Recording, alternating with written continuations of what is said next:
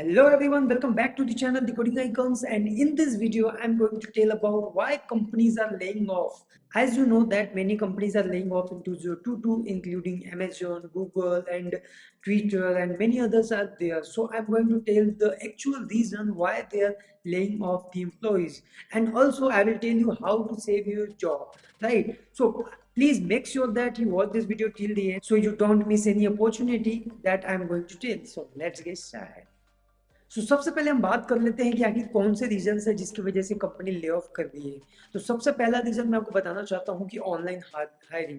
तो आपको भी पता है कि पैंडेमिक सिचुएशन में ऑनलाइन हायरिंग अराउंड सारी कंपनियों ने किए थे, जो लोग एलिजिबल नहीं थे कंपनी के लिए, बड़ी बड़ी कंपनी के लिए, वो भी प्लेस्ड हो चुके थे।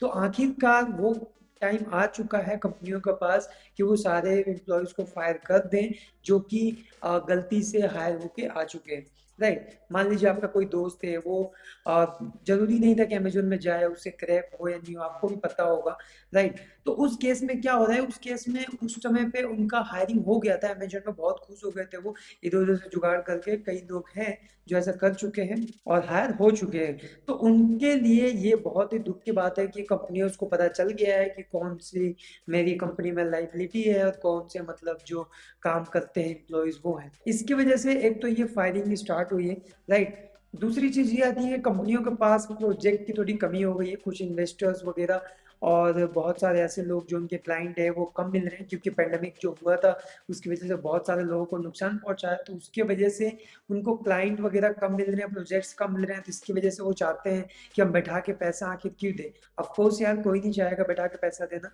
तो इसलिए वो मतलब कि कुछ एम्प्लॉइज़ को फायर कर रहे हैं जो कि थोड़े कम काम करते थे, थोड़े कम उनको आता था, उन लोग को फायर कर रहे हैं।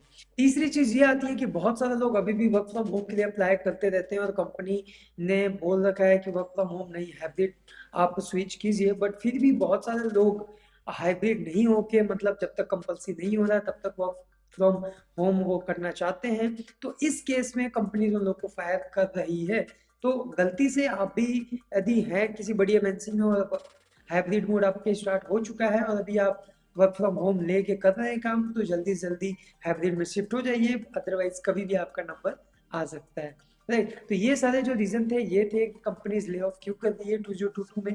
और भी कंपनीज है जो कि फ्यूचर में ले ऑफ कर सकती है, राइट? तो सपोज कीजिए आप एबीसी कंपनी में है, किसी कंपनी में है और आप जॉब स्विच करना चाहते हैं, तो ये जो टाइम चल रहा है ये अभी राइट टाइम नहीं है आपको जॉब स्विच करने का। यदि आप कंपनी में है, किसी एमएनसी में है या फिर किसी भी कंपनीज में है, तो उसमें आप रहिए, ठीक है? जॉब स्विच करने के बारे में मत सोचिए, क्योंकि जॉब स्विच करने के बारे में सोचेंगे आपको पता नहीं जॉब मिलेगी नहीं मिलेगी, राइट? तो जिस कंपनी में है अभी उसी कंपनी में रहिए 6 मंथ टू 1 ईयर तक, क्योंकि ले ऑफ में पता नहीं आपका भी नंबर आ सकता है, राइट? तो जिस कंपनी में भी है उसी कंपनी में रह सकते हैं आप, ठीक है?